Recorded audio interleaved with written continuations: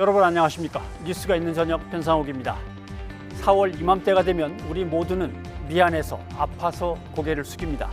세월호의 참사를 떠올리게 되죠. 그러나 세월호 참사의 진상규명, 책임자 처벌을 외쳤던 사람들은 최근에 죄를 지었으니까 벌금 100만 원, 반성하라는 의미로 사회봉사 120시간 등 모두 유죄 판결을 받고 있습니다. 그건 추모가 아니라 그냥 시국 집회였다는 겁니다. 코로나19가 번져도 정치 집회의 자유는 소중하다고 판결을 하더니 참 납득하기 어려운 세월호 판결들입니다.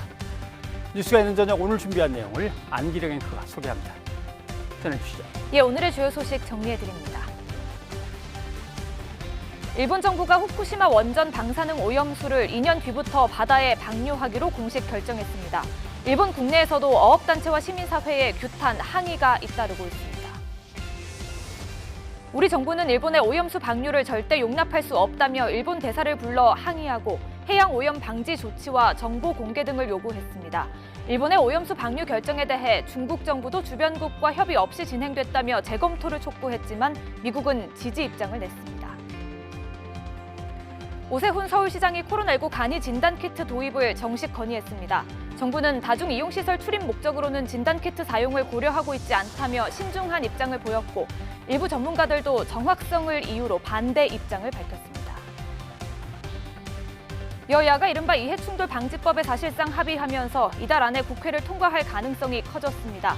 공직자 190만 명이 대상이 될 예정이지만 핵심 쟁점이 대거 제외됐다는 지적도 나오고 있습니다. 법안의 주요 내용 알아보겠습니다. 첫 소식, 방사능 오염수 방류 결정 소식입니다. 일본이 후쿠시마 원전 방사능 오염수를 결국 바다에 방류하기로 했습니다. 방사성 물질의 농도를 낮춰서 2년 뒤부터 바다에 버리겠다는 겁니다. 일본 국내에서도 결정을 철회하라는 목소리가 거셉니다. 도쿄에서 이경아 특파원이 보도합니다. 安全性を確保し、政府を挙げて風評対策を徹底することを前提に海洋放出が現実的と判断し、 스가 총리는 이번 결정에 대해 후쿠시마 원전 폐로 작업을 진행하기 위해 오염수 문제를 그냥 두고 넘어갈 수 없다고 밝혔습니다. 현재 쌓인 오염수가 125만 톤에 이르고 보관 탱크도 곧 용량이 다 찬다고 강조했습니다. 일본 정부가 해양 방류를 결정하자 여론은 들끓었습니다. 漁業者の理解なしには絶対に海に流さないって、こういうことがちゃんと確約してて、これを発揮するってことは一国の総理大臣がやるべきことでないでした。どうしたらそういう強制的にやろうっていう考えに至るのかっていうのがちょっと理解しがたいなと。 전국 어업단체도 이번 결정을 도저히 용인할 수 없다며 어민들의 마음을 짓밟았다고 정부를 비판했습니다. 총리 관저 앞에서는 해양 방류 방침을 당장 철회하라는 규탄 집회가 이어졌습니다. その美しい日本、その原風景を奪ったのは一体誰なんだ? 후쿠시마 원전 오염수에는 기술적으로 제거할 수 없는 삼중수소 등 방사성 물질 60여 종이 포함돼 있습니다. 정화 처리를 했다고 하지만 오염수의 70%가 기준치를 넘는 방사성 물질을 담고 있는 것으로 드러나 국제적인 논란이 이어졌습니다. 일본 정부는 2번 정화를 거친 뒤 바닷물에 희석해 장기간에 걸쳐 방류하면 문제가 없다고 밝히고 있습니다. 원전 운영사인 도쿄전력은 이번 결정에 따라 2년 뒤 방류를 목표로 준비에 들어갔습니다. 復興と廃炉を両立していく責任を果たしていくという上でしっかりと取り組んでまいりたいと. 하지만 어업 관계자들에 대한 보상 협상 등이 원만히 이루어지지 않을 경우 추진 일정에 차질이 불가피합니다. 일본은 한국과 중국 등에도 이해를 구하겠다고 밝혔지만 국제사회의 반발 속에 실제 방류까지 숱한 난제에 부딪힐 것으로 보입니다. 도쿄에서 YTN 이경아입니다. 일본의 오염수 방류 결정에 대해서 우리 정부는 절대로 용납할 수 없는 조치라고 비판하고 주한 일본 대사를 불러 강력히 항의했습니다. 정부는 국민 안전을 위해 필요한 조치를 하겠다고 밝혔지만 방류 자체를 막을 방법은 현실적으로 마땅치 않습니다. 김도원 기자입니다. 정부는 긴급 관계부처 차관 회의를 열고 일본의 오염수 방류 결정 대응 방안을 논의했습니다. 우리 안전과 해양 환경에 위험을 주는 결정을 일본이 일방적으로 내렸다며 절대로 용납할 수 없다고 비판했습니다. 우선 정부는 일본 정부의 후쿠시마 원전 오염수 해양 방출 결정에 대해 강한 유감을 표하며 우리 국민의 안전을 최우선 원칙으로 하여 필요한 모든 조치를 다해 나가겠습니다. 우선 일본의 투명한 정보 공개와 구체적인 해양 오염 방지 조치를 요구하고 국제원자력기구 IAEA 등을 통해 객관적인 검증에 나선다는 방침입니다. 국내 해역 방사능 유입 감시를 강화하고 오염수 배출 상황에 따라 일본산 수산물 수입 금지 확대도 검토한다는 입장입니다. 오염수 배출 시 방사성 물질이 한반도 주변 해역에 도달하기까지는 4-5년 정도가 걸릴 것으로 정부는 내다봤습니다. 하지만 일본 영토 내에서 이루어지는 오염수 방류를 막기란 쉽지 않은 실정입니다. IAEA는 해양 방류가 기술적으로 가능하다는 입장이고 지난해 해양오염 방지협약 당사국 총회에서도 이 문제를 논의하자는 우리 제안은 큰 호응을 받지 못했습니다. 다만 이제 오염수 방류가 공식 결정된 만큼 국제 여론의 변화가 생길 여지는 있습니다. 시민단체 등에서는 국제소송을 주장하지만 객관적인 피해 입증 자료 등이 필요하다는 점에서 정부는 신중한 입장입니다. 외교부는 아이보시 코이치 주한 일본 대사를 불러 항의하고 오염수 해양 배출에 반대한다는 뜻을 밝혔습니다. 이 과정은 언론에 노출되지 않도록 비공개로 이뤄져 한일 관계를 배려한 거라는 해석도 나옵니다. YTN 김도원입니다. 중국은 일본 정부의 원전 오염수 방류 결정이 무책임하다며 재검토하라고 반발했습니다. 미국은 일본 정부의 결정을 지지한다는 정반대의 입장을 보였습니다. 베이징 강성웅 특파원이 보도합니다. 중국 외교부는 일본의 원전 오염수 방류 결정이 무책임하고 일방적이라고 비판했습니다. 국내외의 반발을 무시하고 안전조치도 제대로 마련하지 않은 채 밀어붙였다는 겁니다. 특히 주변국과의 충분한 협의 없이 내려진 이번 결정을 재검토하라고 일본에 요구했습니다. 주변국들과의 합의 없이는 원전 오염수를 바다에 흘려보낼 수 없다며 제동을 걸었습니다. 这种做法极其不负责任，将严重损害国际公共健康安全和周边国家人民切身利益。 관변 매체들은 주변국과 공동 소송을 걸어 방류를 철회시키거나 배상을 받아내야 한다며 반발했습니다. 중국의 반발과 달리 미국은 일본의 결정을 지지한다는 정반대의 입장을 내놨습니다. 투명한 결정 과정을 통해 국제적으로 수용된 핵 안전 기준에 따른 접근법을 선택했다는 겁니다. 미국 국무부는 오염수 대신 처리가 됐다는 뜻의 처리수라는 용어를 쓰며 일본을 두둔했습니다. 토니 블링컨 국무장관은 일본이 결정 과정에서 투명성을 중요시했다며 감사까지 표시했습니다. 중국 외교부는 중요한 환경 문제를 국가 간 친소 관계로 판단하고 있다며 미국을 비꼬았습니다. 일본의 원전 오염수 해상 방류 결정에 대한 미국과 중국의 이런 극명한 입장 차이는 현재 미중 대립이 얼마나 심각한 상황인지를 새삼 실감하게 하고 있습니다. 베이징에서 YTN 강성웅입니다. 주요 외국 언론들은 주변 국가들의 분노를 살 것이라며 비판적인 보도를 쏟아냈습니다. 외신들은 한국, 중국, 타이완 등의 반발과 함께 환경단체와 수산업계의 우려를 전했습니다. 김태현 기자입니다. 영국 일간지 가디언은 일본의 결정에 대한 국제사회와 그린피스 등 환경단체의 반발, 수산업계 우려 등을 자세히 전했습니다. 가디언은 일본 정부가 쓰는 처리수 대신 오염수와 방사성 물이라는 용어를 사용하며 후쿠시마 원전에서 방류될 오염수가 약 125만 톤이라고 보도했습니다. 이어 아이보시 주한 일본 대사를 불러 항의한 한국 정부를 비롯해 중국, 타이완 등 주변국의 반대 입장도 소개했습니다. 가디언은 또 이번 결정이 도쿄올림픽 개최를 3개월 앞두고 나왔으며 일부 행사는 원전에서 60km 떨어진 곳에서 열릴 예정이라고 지적했습니다. 미국 블룸버그 통신은 일본 정부의 방출 계획을 설명하면서 올림픽 규격의 수영장 500개 이상을 채우기에 충분한 양이라고 분석했습니다. 블룸버그는 일본의 방류 계획은 곧바로 한국과 중국 정부의 비판에 직면했으며 미국은 옹호하는 듯한 입장을 보였다고 전했습니다.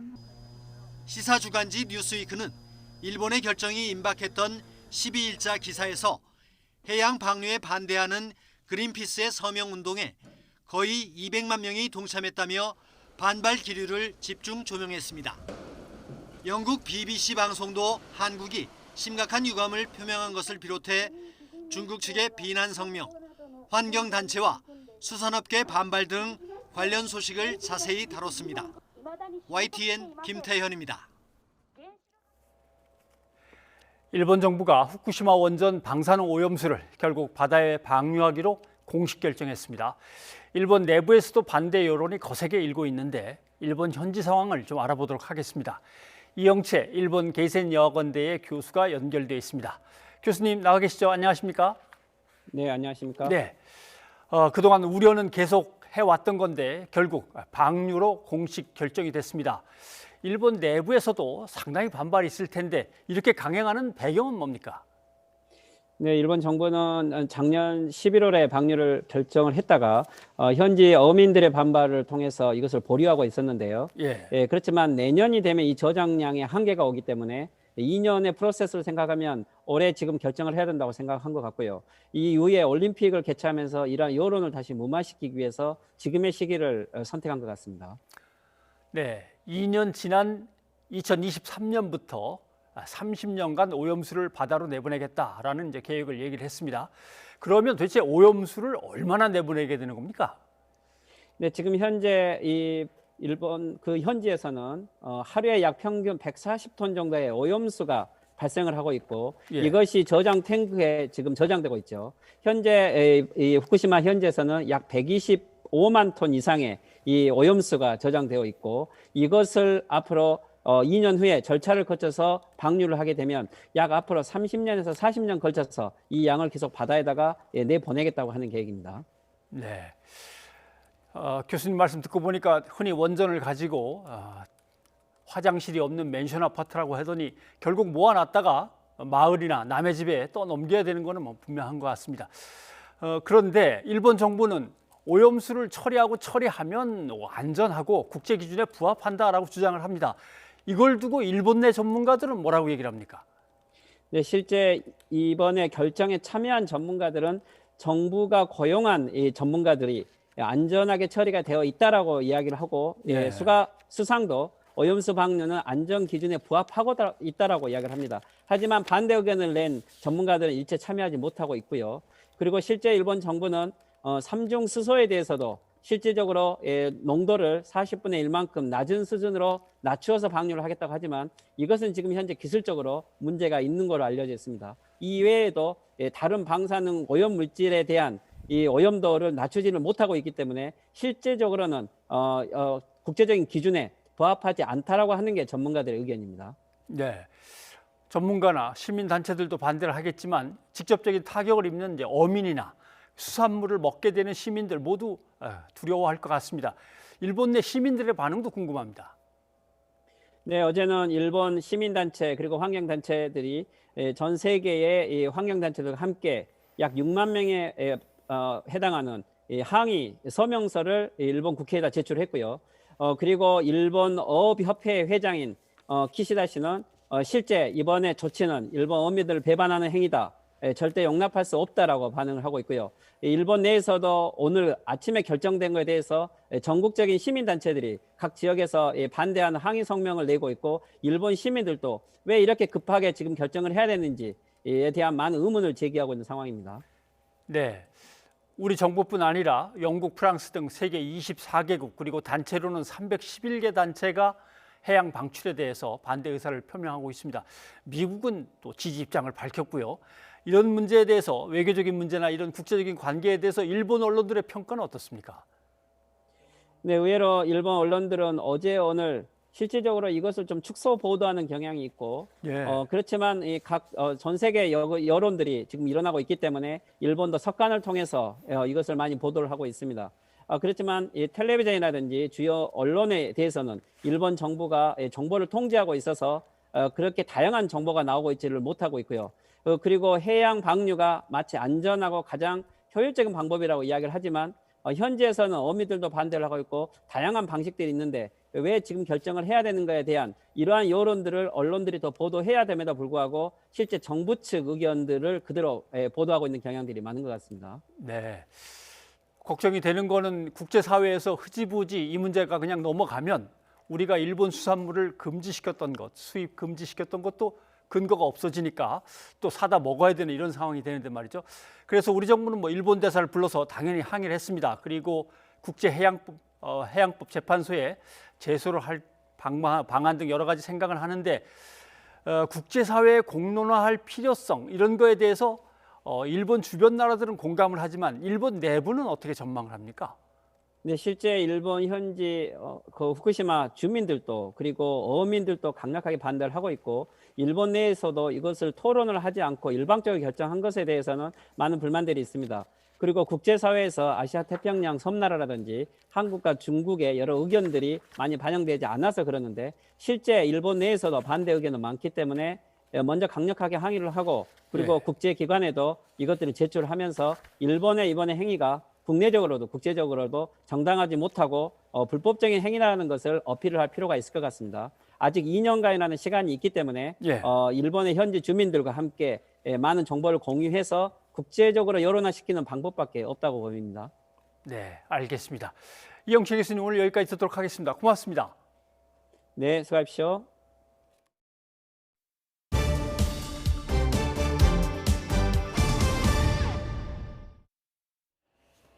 네, 그렇다면 방사능 오염수가 우리나라에 어떤 영향을 미칠까요?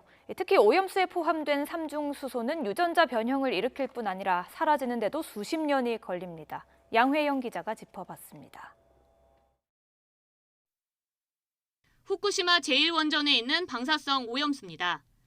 방사성 물질 60여 종을 제거한 뒤에 원전 안 저장 탱크에 보관 중입니다. 이렇게 보관 중인 오염수는 탱크 천여 개 분량 약 125만 톤입니다. 的な意味においては処分の方法として実行可能な意味においてほとんど唯一と言っていい方法であろうというふうに思います。 문제는 정화를 해도 오염수에는 삼중수소와 세슘 등의 방사성 물질이 그대로 남아있다는 점입니다. 특히 삼중수소가 방류되면 헬륨으로 바뀌면서 유전자 변형이나 세포 사멸, 생식 기능 저하 등을 초래합니다. 유전자 변형 등이 일어난 수산물을 사람이 먹으면 인체에도 영향이 불가피합니다. 더구나 삼중수소가 완전히 사라지려면 최소 수십 년이 걸립니다. 일단 삼중수소라고 하는 거는요, 기존의 그 화학적인 분리, 전해 이런 걸로 갈라지지 않아요. 반감기라는 게 양이 절반으로 줄어드는 거. 근데 12년 걸려요. 24년 되면 다 없으면 그렇지는 않고 4분의 1이 남죠. 또 36년 가면은 8분의 1이 남고. 일본 정부의 결정으로 도쿄전력은 2년 뒤 방류를 목표로 준비에 들어갔습니다. 하지만 정화를 해도 남는 삼중수소 등 방사성 물질에 대한 대책은 없어 우리나라 등 주변국의 반발과 논란은 계속될 것으로 보입니다. YTN 사이언스 양우영입니다. 네, 후쿠시마 오염수 방류 이 문제와 가장 흡사한 예는 영국 셀라필드 원전 사고입니다. 런던에서 북서쪽으로 아일랜드 경계쯤에 있는 원자력 단지입니다. 한번 보십시오. 2차 세계대전 때는 폭약을 만들던 다이너마이트 같은 폭약을 만들던 공장인데 전쟁이 끝나면서 핵물질 생산 공장으로 바뀌었습니다. 1947년부터 계속 작업을 하고 생산을 하다가 사고가 여러 번 터집니다. 국제적인 사고만 21건입니다.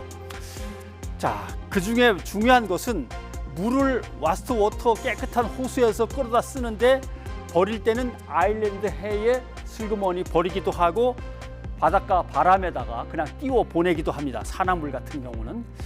그래서 20년 전 원전과 재처리 시설 폐쇄 작업에 들어갔습니다. 20년 동안 계속 지금도 진행 중입니다. 해마다 15억 파운드니까 우리 돈으로 한 2조 원 정도의 예산이 투입되고 100년 정도 잡고 있는 그러한 폐쇄 중인 시설입니다. 그런데 문제는 아일랜드 해에 버렸는데 아일랜드 해를 아일랜드와 영국이 마주보고 있습니다. 그 아일랜드 해안서부터 북웨일스 해안으로 쭉 가면서 계속해서 백혈병이라든가 유방암, 아이들이 죽어서 나온다든가 하는 이상한 현상이 벌어진다고 주민들은 호소하고 있습니다. 물론 영국 정부는 가능한 한 잡아떼고 있죠. 2001년 영국이 여기에다가 핵연료 재처리 공장을 추가로 지으려고 하자 아일랜드가 국제재판을 청구했습니다. 그 기록을 한번 보시죠. 목스라고 하는 것은 혼합 산화물을 얘기합니다. 목스 공장을 다시 지으려고 하니까 여기에 대해서 아일랜드가 문제를 제기했습니다. 우리나라와 일본이 다툰 내용과 이야기가 아주 흡사합니다. 보십시오. 아일랜드는 지금까지 수많은 건강 피해, 환경 피해가 이미 주민들에 의해서 확인이 된 거다. 도저히 용납할 수 없다. 영국에서는 어떤 피해가 있는지 구체적으로 입증을 해봐라. 회복 불가능한 손해 위험이 전혀 존재하지 않는다고 우리는 생각한다. 라고 맞받아치는 겁니다. 국제해양법 재판, 유럽연합 사법재판 등이 지금 계속 이어지고 있는 중입니다. 국제해양법 재판소에서는 잠정 조치를 내렸습니다. 그 판결문을 한번 보겠습니다. 상호 협력해라.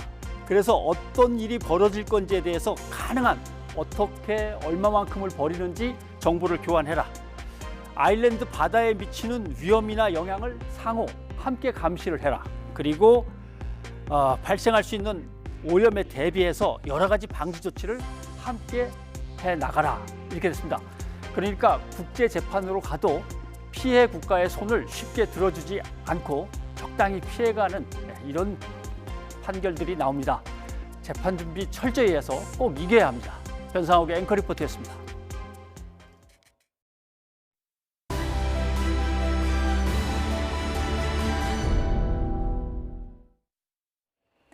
문재인 정부 들어 야당 인사로는 처음으로 오세훈 서울시장이 국무회의에 참석했습니다. 방역과 부동산 공시가격 문제를 제기했는데요. 관계부처 장관들의 반박과 견제성 발언이 이어지자 문 대통령은 소통을 당부했습니다. 나연수 기자입니다. 문재인 대통령이 주재하는 국무회의에 오세훈 서울시장이 취임 후 처음으로 참석했습니다.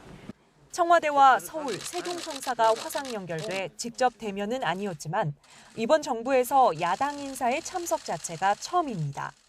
문 대통령은 오 시장에게 직접 당선 축하 인사를 건네며 환영했습니다. 오 시장은 비공개로 진행된 회의 막바지에 발언권을 얻어 코로나19 간이 진단키트 도입과 부동산 공시가격 제도 개선을 건의했습니다. 공시가격 조정에 대해서 지나치게 급격하게 상승한 문제에 대해서 문제 제기를 하고 어떻게 앞으로 조정을 해나갈지에 대한 말씀, 두 가지 말씀드렸습니다. 장관들은 논의의 필요성에 공감하면서도 간이 진단키트가 아니라 자가검사키트라고 바로잡으며 보조적 수단이어야 한다고 선을 그었고 새로운 아이디어는 중대본과 협의를 거쳐달라며 그렇지 않으면 방역 혼선을 초래할 수 있다고 은근히 경고했습니다. 공동주택 가격 결정에 지자체가 참여하게 해달라는 요청에는 홍남기 경제부총리가 한국부동산원이 전수조사를 통해 산정한 가격이고 정부가 임의로 조정할 여지가 없다. 일부 지자체의 문제 제기는 잘못된 사실관계에 근거한 것이 많았다고 불편한 기색을 내비쳤습니다. 문 대통령은 서울에서부터 문제를 해결해야 전국적 해결이 가능한 만큼 서울시와 관계부처가 충분히 소통해 같은 입장을 가질 수 있도록 노력해달라고 말했습니다. 회의 모두 발언에서는 코로나 충격에 가장 많이 노출된 건 청년층이라며 특단의 대책 마련을 주문했습니다. 무엇보다 청년들에게 중요한 것은 일자리입니다. 주거 안정 또한 청년들의 가장 절박한 민생 문제입니다. 문 대통령이 국무회의에서 청년 대책을 강조한 것은 코로나19로 인한 불평등 심화 우려와 함께 4.7 재보궐선거로 확인된 청년층 이탈 민심을 의식한 것으로 풀이됩니다. YTN 나연수입니다. 더불어민주당 차기 원내대표 선출을 위한 첫 토론회가 열렸습니다. 친문과 비문이라는 대립구도 속에 사안마다 뚜렷한 입장차를 드러냈습니다. 송재인 기자입니다. 민주당이 얼마나 잘 변할 수 있을까? 이를 가늠할 수 있는 차기 원내대표 후보 토론회. 친문 대 비문이라는 명확한 선거 구도는 조국 사태 관련 입장에서부터 도드라졌습니다. 친문 당권파인 윤호중 의원은 조국 사태가 보궐선거 패배의 원인이냐는 질문에 검찰부터 비판하고 나섰습니다. 국가의 범죄 수사 업무를 총괄해서 책임지고 있는 이 검찰총장이 인사에 개입한 부적절한 사건이었다라고 생각을 하고요. 이러면서 180석을 얻으며 슈퍼 여당이란 타이틀을 거머쥔 지난 총선에서 이미 심판을 받았다고 강조했습니다. 이에 반해 비문인 박완주 의원은 조국 사태를 문재인 정부 핵심 가치였던 공정성을 청년들이 의심하게 된 사건이라고 규정했습니다. 나아가 조국 사태 언급을 금기시해선 안 된다며 친문 강성 지지층의 반발을 직접 겨냥했습니다. 아빠카드, 엄마카드라는 가장 예민한 학력에 대해서 이러한 부분에 대해서 사실은 공정하지 않다 또는 과도하다라고 하는 이러한 부분들을 보여준 당심과 민심의 괴리라는 민주당의 또 다른 해결 과제를 놓고도 온도차를 보였습니다. 윤호중 의원은 당권파답게 당심도 중요하다는 쪽에, 박완주 의원은 당심보다는 민심이라는 쪽에 방점을 찍었습니다. 이것은 어떤 면에서 보면 당내 민주주의 하나입니다. 당부드리고 싶은 말씀은 뭐냐면 좀 더 좀 의원들에 대해서, 우리 당 의원들에 대해서 일단 당원으로서 조금 더 존중해 주시고, 저는 민심을 이길 수 있는 당심은 없다라고 생각합니다. 정치의 본령은 국민과 편하게 하는 것입니다. 개혁 입법 과제를 추진하는 방안을 놓고도 윤 의원은 민주당 중심의 주도를 강조한 반면 박 의원은 야당과의 관계 회복을 약속했습니다. 여당 의원들의 주도로 입법 청문회를 열어서 전문가들뿐만 아니라 이 그 법에 관계가 되는 이해관계자, 보통 사람들, 여러분 국민들을 이 의사당 안으로 끌어들이겠습니다. 상임위원장 재분배 문제와 부의장 선출 문제도 이번에 해결토록 하겠습니다. 원칙은 지키되 집권 여당답게 야당과 소통하겠습니다. 원내대표 선거는 민주당 쇄신의 첫 실험대입니다. 이번 첫 토론회에서 기존의 입장을 유지하면서 강력한 개혁성을 확보하는 쪽과 이전의 태도에서 벗어나 새로운 변화를 가져와야 한다는 쪽으로 크게 나뉘어져 있다는 걸 충분히 알 수 있는 계기가 됐습니다. YTN 송재인입니다. 후보 시절 재건축 규제 완화 공약을 내세웠던 오세훈 서울시장. 오 시장이 당선되면서 서울 강남의 재건축 단지를 중심으로 집값이 들썩이고 있습니다. 국토부 자료에 따르면 서울 강남구 현대 2차 아파트 160제곱미터의 경우 지난해 말 43억 원에서 지난주 54억 원으로 무려 10억 원이 넘게 상승했는데요. 강남구 음마 아파트, 송파구 우성 아파트 등의 호가도 며칠 만에 껑충 뛰며 신고가를 기록하기도 했습니다. 물론 실제 거래된 가격이라기보다는 대부분 단순 호가에 불과한데요. 하지만 언론들은 오세훈 효과라며 기대감, 반색, 호재, 활성화 등의 표현을 쓰며 긍정적인 기사를 쏟아냈습니다. 고삐 풀린 집값, 시장 실패라며 재보궐선거 이전 문재인 정부의 부동산 정책을 꼬집던 모습과는 180도 다른데요. 더욱이 재건축으로 자칫 피해를 입을 수 있는 세입자들에 대한 관심은 찾아볼 수도 없었습니다. 오 시장의 재건축 활성화에 찬성 입장을 보인 강남구청장조차 이런 언론 보도가 오히려 집값 상승을 부추긴다고 비판했습니다. 들어보시죠. 오히려 이제 언론에서 집값이 올랐다, 치솟았다는 이런 발빠른 보도가 나오면서 집값 상승을 필요 이상으로 부추기고 견인하는 부작용을 불러올 수 있지 않을까 하는 그런 우려가 생길 정도입니다.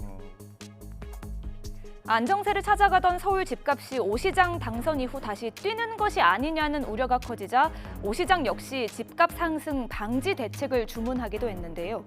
하지만 부산에서도 박형준 시장이 당선된 이후 재건축 단지가 들썩인다는 기사까지 등장하며 이런 집값 상승 분위기를 자극하고 있습니다. 이런 가운데 더불어민주당 당권에 도전하는 송영길 의원은 아예 무주택자는 집값의 90%까지 은행 대출을 받을 수 있도록 하자고 주장했습니다. 들어보실까요?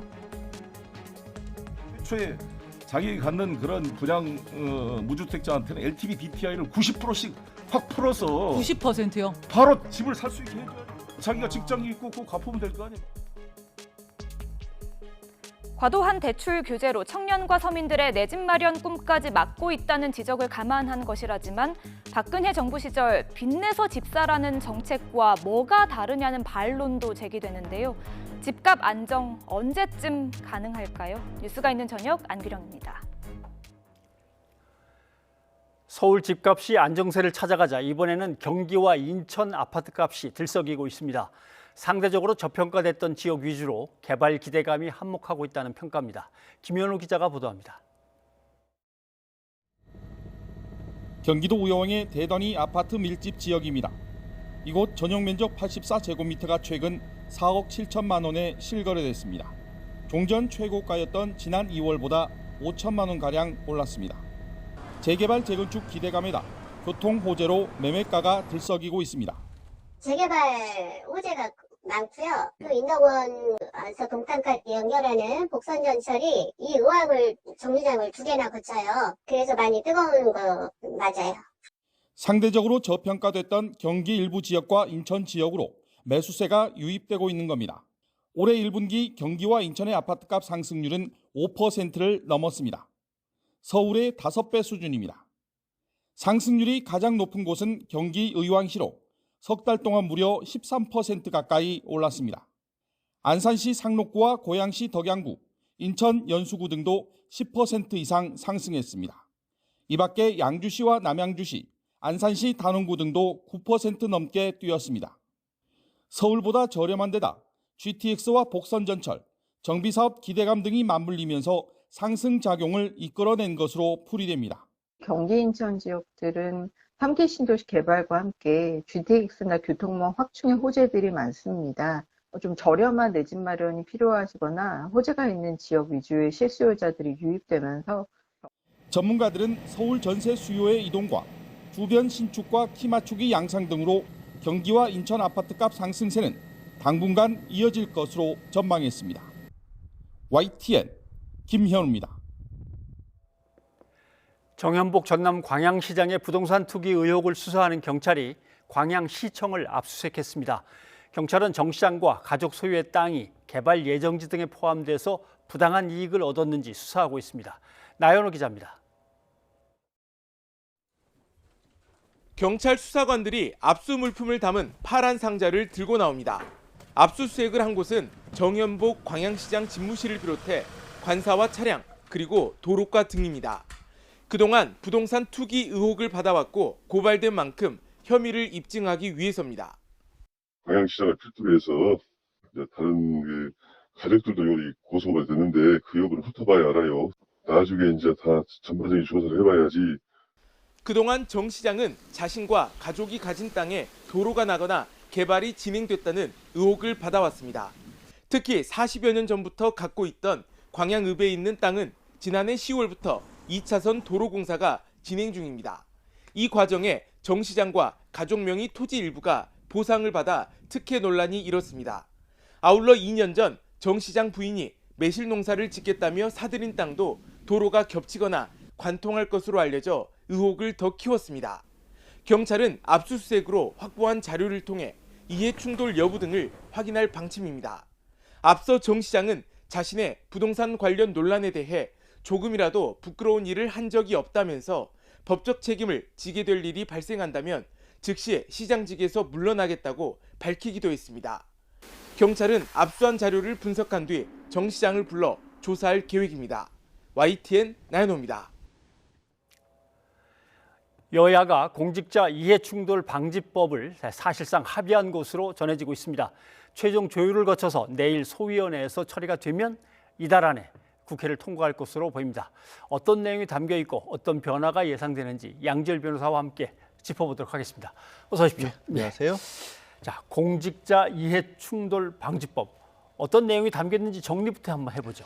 일단 고위공직자가 자신의 업무와 관련돼서 이익을 얻을 만한 가능성이 있는 것들이 있다라면 그것들이 뭐 정당하냐 부당하냐를 따지지 않고 무조건 신고를 하도록 하고 있고요. 원칙적으로 이게 이 생각을 하시면 될 것 같습니다. 이른바 그 부패방지법, 김영란법이라고 불리는 그 법 같은 게 과거에 뇌물처럼 뭐 인과관계, 대가관계를 따지지 않고 일정 액수 이상을 넘으면 처벌하지 않습니까?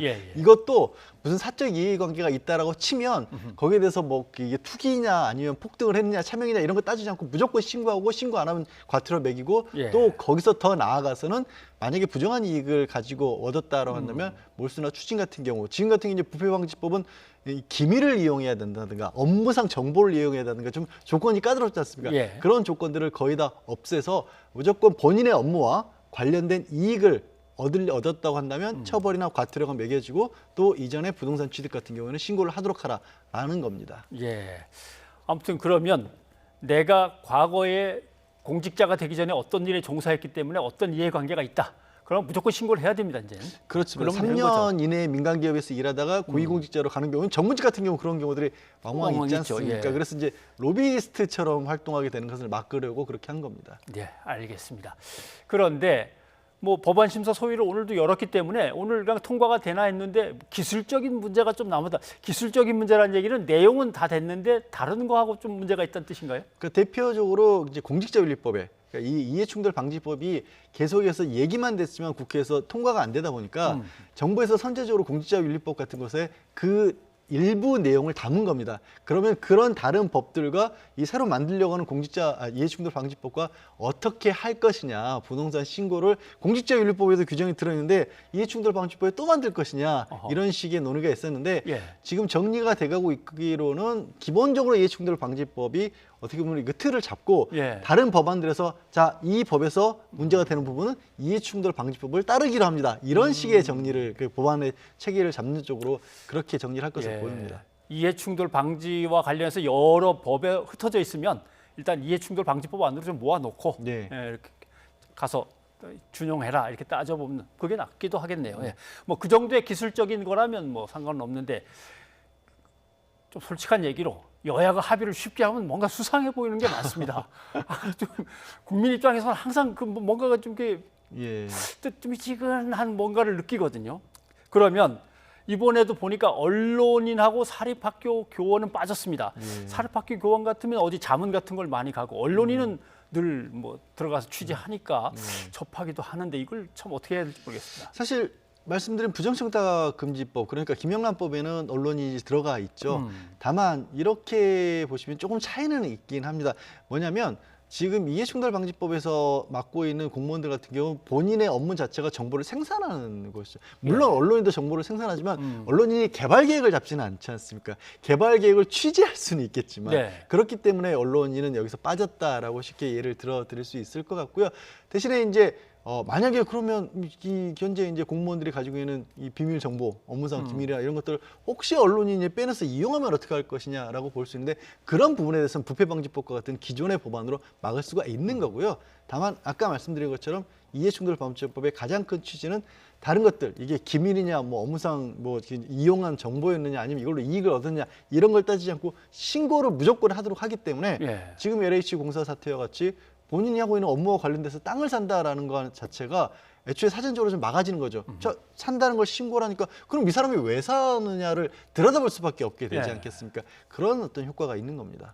또 하나 문제점은 뭐 공직자라는 걸 뭐 범위를 갖다 정해놓은 건 좋은데 공직자의 누구가 부동산을 주고받았다거나 샀다거나 팔았다거나 하는 것들을 들여다볼 거냐 하는데 여기서 이제 존비속은 당연히 들어간다고 치는데 시가, 외가, 이제 뭐 처가 이런 게 이제 빠져나가는 게 문제죠. 그렇습니다. 지금은 이제 배우자까지는 들어가고 존속이라고 할지라도 이제 같이 사는 경우에 들어가는 거고 배우자의 직계 존속 비속은 아예 지금 빼놓는 걸로 그렇게 지금 법안이 상정이 돼 있어서 이 부분도 그럼 포함을 시켜야 하는 거 아니냐라는 논의가 있고 근데 이런 것들에 대해서는 이제 시각이 다를 수는 있습니다만 지금 국회에서 이 논의가 되고 있는 법안만 하더라도 한 190만 명 가량이 대상이 들어가니까 그러면 여기서 배우자 직계 존비속까지 포함을 시키면 이게 또 몇십만이 늘어날 수 있지 않습니까? 그래서 그 범위를 어떻게 할 것인지를 놓고 이제 고민을 하다가 아마 그 정도 선에서 한계를 지은 게 아닌가 싶습니다. 이건 시각차가 있을 수도 있죠. 그런 게 문제입니다. 사실 언론사도 집어넣으라 그러면 뭐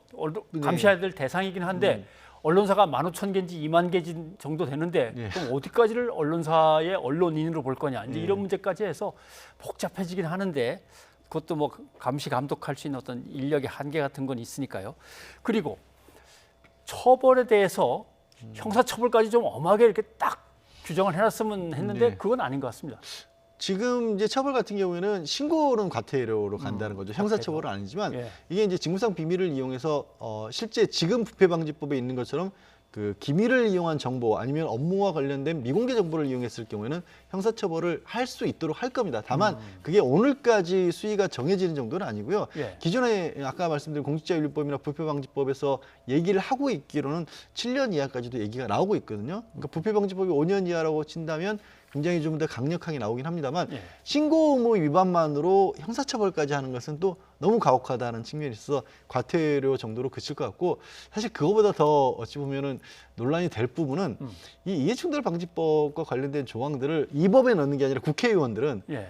국회법을 손질하는 방법으로 그렇죠. 할 거거든요. 예. 근데 국회법에는 아마도 형사처벌 여부가 아예 안 들어가지 않을까 조심스럽게 얘기가 나오는 게 그리고 징계 자체도 어찌 보면 외부에서의 징계가 아니라 국회 내부의 자체 징계로 이렇게 법안을 자체 징계 예, 만들어가는 쪽으로 논의가 되고 있어서 야 이게 애초에 여태까지 통과가 안 됐던 이유도 사실 이제 국회의원들이 본인들의 이해관계가 옳게 했으니까 자꾸 법을 통과 안 시켰던 거 아니냐라는 얘기가 나오는데 이번에 어렵사리 통과를 시키면서도 국회법에는 여전히 좀 허술하게 국회의원들에 대해서는 여전히 허술하게 만드는 게 아니냐라는 우려가 좀 나오고 있습니다 벌써. 예, 아까 기술적인 조율이 좀 필요하다라는 부분이 이제 여기 와서 부딪힙니다. 국회의원들도 확실하게 그냥 같이 집어넣으면 되는데 또 뭐 선출직이라는 이름으로 네. 해가지고 그러면 또 지방의회 의원들은 뭐냐? 또 이것도 복잡해지는데 그 안에 개념 규정은 좀 분명하게 돼 있을까요? 그게 이해충돌이라는 것이 과연 어떻게 할 것이냐라는 부분이 문제가 될 수밖에 없습니다. 그래서 본인이 가지고 있는 업무라든가 뭐 지금 민간기업에서 3년 동안 일을 하다가 예를 들어 취업을 하는데 그럼 그 해당 기업이 뭐 유통업이면 유통과 관련된 부분이 무조건 다 연관됐다고 볼 것이냐.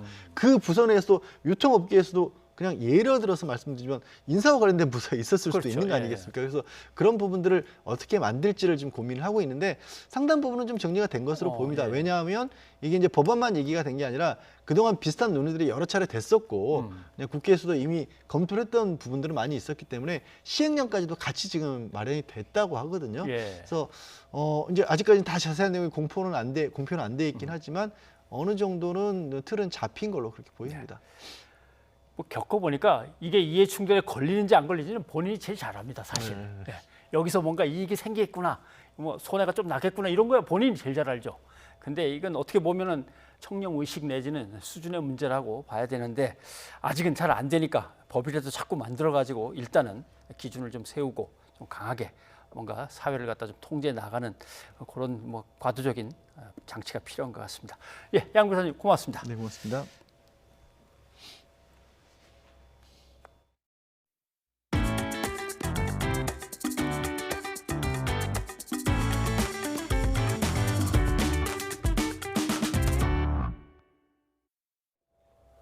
나흘 동안 중단됐던 아스트라제네카 백신 접종이 어제부터 재개됐습니다. 백신을 접종한 사람들은 일단 정부 발표를 믿고 보건소를 찾았다고 말했습니다. 박희재 기자가 취재했습니다. 서울 마포구에 있는 코로나19 예방접종센터. 문을 열자마자 보건교사들이 잇따라 방문합니다. 나흘 동안 중단됐던 아스트라제네카 백신 접종이 다시 시작된 이틀째 모습입니다. 접종이 재개된 대상은 특수교육과 감염 취약시설 종사자, 학교 보건교사들. 접종 보류 소식에 불안했던 대상자들은 정부 발표를 믿고 보건소를 찾았습니다. 접종이 이제 취소됐다고 하니까 아스트라제네카 백신 자체가 문제가 있는가라는 좀 처음에 고민이 들었었고 좀 불안했었죠. 이거 맞아도 되는지. 예방접종 전문위원회 결정에 따라 기존 접종 예정자 가운데 30세 미만을 제외하면서 접종 대상자들을 다시 분류하고 일정을 조율하느라 아직 접종을 시작하지 못한 경우도 적지 않습니다. 서울의 경우 재개 첫날부터 접종을 시작한 자치구는 5곳, 이틀째부터 시작한 자치구는 모두 10곳에 이릅니다. 이곳 마포구 코로나19 예방접종센터도 구민들과 일정 조율을 마치고 접종을 재개한 지 이틀째부터 문을 열었습니다. 나머지 10개 자치구에서는 이번 주 안으로 접종이 다시 이뤄질 것으로 보입니다. 노원구에서는 관내 보건교사 및 접종 대상자들이 이미 등록이 다 되어 있는 상태이기 때문에 그분들을 하루에 접종 가능한 인원별로 나누어서 4일에 걸쳐서 모든 분들에게 문자를 보냈습니다. 장애인과 노인돌봄 종사자들과 항공 승무원에 대한 접종 일정은 16일에서 사흘 미뤄져 19일부터 진행됩니다. 의료기관과 약국 종사자는 원래대로 23일부터 시작되지만 마찬가지로 30세 미만은 제외되면서 지자체 상황에 따라 일정이 바뀔 수도 있습니다. YTN 박희재입니다. 네, 앞서 보신 대로 아스트라제네카 백신 접종이 재개됐습니다. 전문가들은 접종 뒤 혈관 속에 생기는 혈전 의심 증상이 나타나는지 잘 살펴야 한다고 당부했습니다. 네, 어떤 증상이 위험한 것인지 이형원 기자가 짚어드립니다. 30살 미만을 접종 대상에서 제외했다지만 모두 그런 건 아닙니다. 이미 아스트라제네카 백신을 1차로 맞은 뒤 혈전 부작용이 없었다면 30살 미만이라도 2차 접종을 진행합니다. 다른 백신을 교차 접종하기로 한 유럽 일부 국가와 달리 결정한 겁니다. 희귀혈전의 기전 자체가 면역 반응으로 인한 것이기 때문에 1회 접종에서 문제가 생기지 않았다면 2회 접종에서는 거의 문제가 없을 겁니다. 그럼에도 불안감에 접종을 미루는 사례가 잇따르자 정부가 기존 접종 동의율을 유지하기 위해 대책 마련에 나섰습니다. 기존에 동의하셨던 분들이 최대한 접종에 참여하실 수 있도록 지금 코로나 유행 상황에서 접종의 필요성이라든지 백신의 효과, 안전성에 대해서 지속적으로 소통하고 설명을 할 계획입니다. 혈소판 감소를 동반하는 특이혈전증은 극히 드문 경우에 생기는 만큼 백신 안전성에는 문제가 없다지만 전문가들은 접종 뒤 몸 상태를 잘 살피는 게 중요하다고 당부합니다.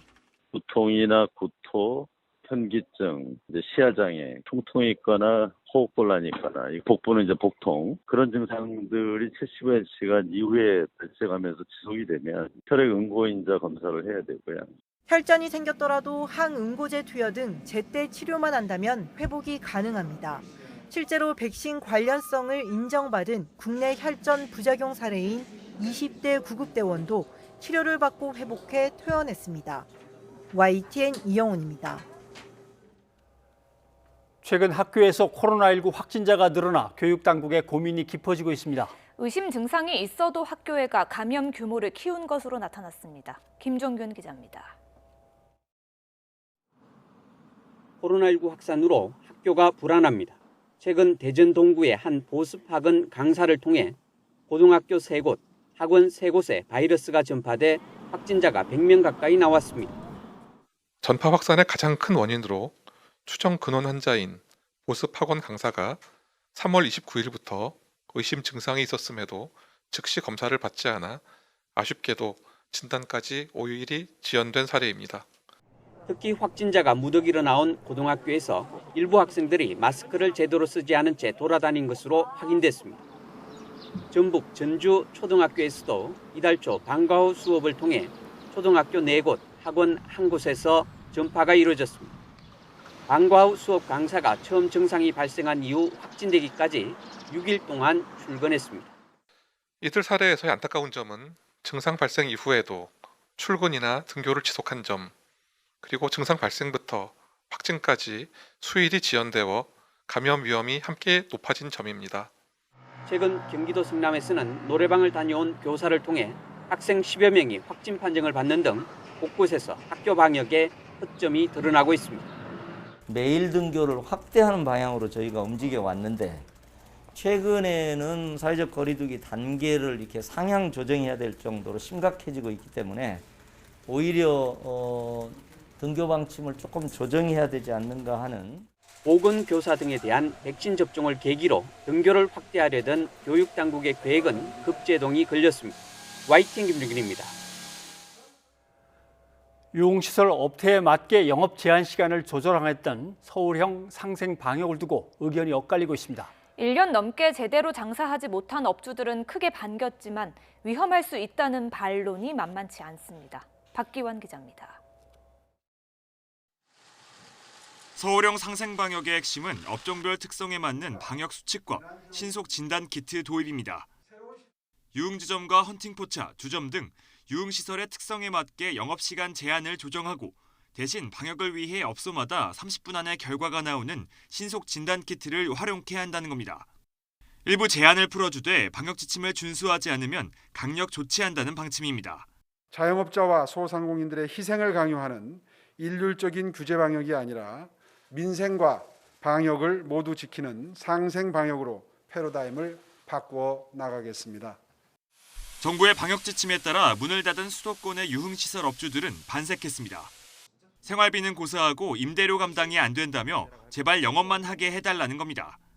저희가 임대료가 지금 7개월 밀려가지고 지금 내용증명 날라왔습니다. 건물주한테 명도 한다고. 경제 활동을 할 수 있게끔 만들어 주시는 게 그게 진짜 합리적이고 그게 서로 상생하는 그런 정책이라고 생각하고 있습니다. 하지만 방역 관점에선 현실에 맞지 않다는 지적이 나옵니다. 지난주 서울에서만 200명대 확진자가 나온 데다 검사 인원 대비 확진자 비율은 0.9%까지 치솟았기 때문입니다. 상황이 이렇다 보니 시민들 의견도 엇갈리고 있습니다. 4차 대유행이 경고된 상황에서 모두가 좀 더 참아야 한다는 지적이 있는 반면 9시 규제일 때랑 10시 규제일 때랑은 많이 정말 차이가 나더라고요. 그렇게 실질적으로 도움이 될 것 같지는 않아요. 일단 규제를 해야지 일단 인원이 모이는 것도 많이 방지하고. 자영업자에게 큰 고통을 전가하는 건 무리라는 시각도 있습니다. 진단키트라는 게 사람들이 어느 정도 신뢰성을 가지게 된다면은 그래도 좀 효율성 있는 방안이지 않을까. 우리가 예방도 하면서 어느 정도 좀 코로나에 대해서 이겨낼 수 있겠구나라는 걸 많이 생각할 수 있을 것 같아요. 서울시는 이번 주 내로 서울형 상생방역 정책의 구체적 방안을 마련해 다음 주 시행할 방침입니다. YTN 박견입니다.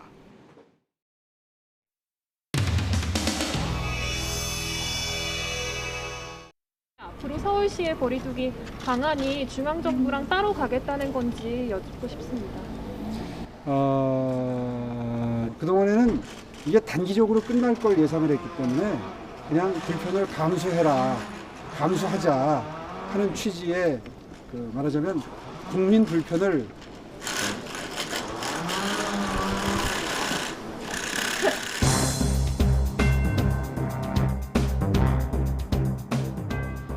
어느 방법이 더 경제적인 타격을 줄이면서 매출 타격을 줄이면서 사회적 거리두기의 효율을 높일 수 있는지 그런 구상을 가지고 있는 겁니다. 오늘 비행기 두 때문에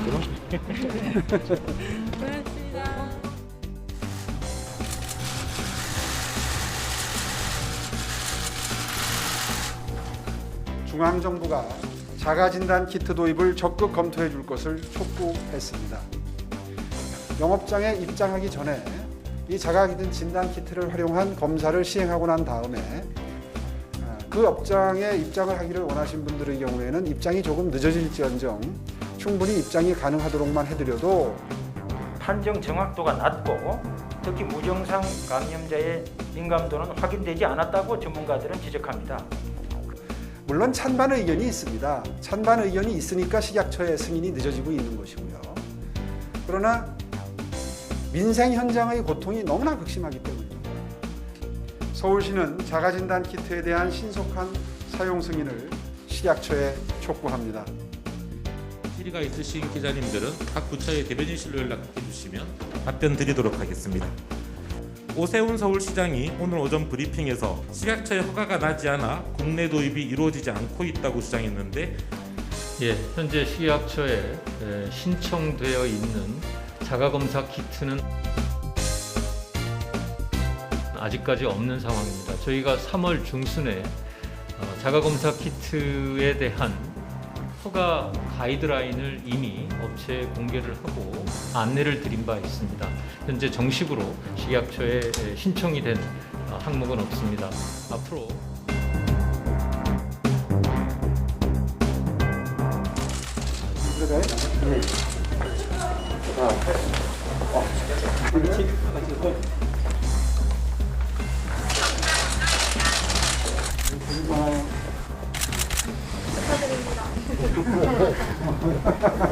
이제 진료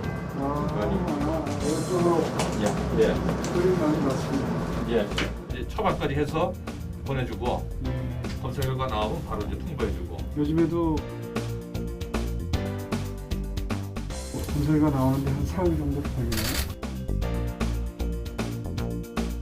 아니요. 요즘은 다음날 아침은 나옵니다. 하루에 나옵니까? 예, 하루. 아침에 일찍 하면 저녁에 나오고요. 저녁 때도 나오고요. 예.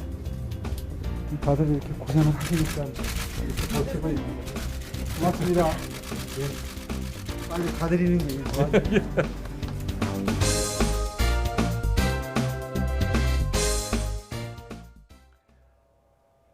조지 플로이드 사망 사건으로 인종차별 반대 시위가 일어났던 미국 미네소타주에서 또 흑인이 경찰이 쏜 총에 맞아 숨졌습니다.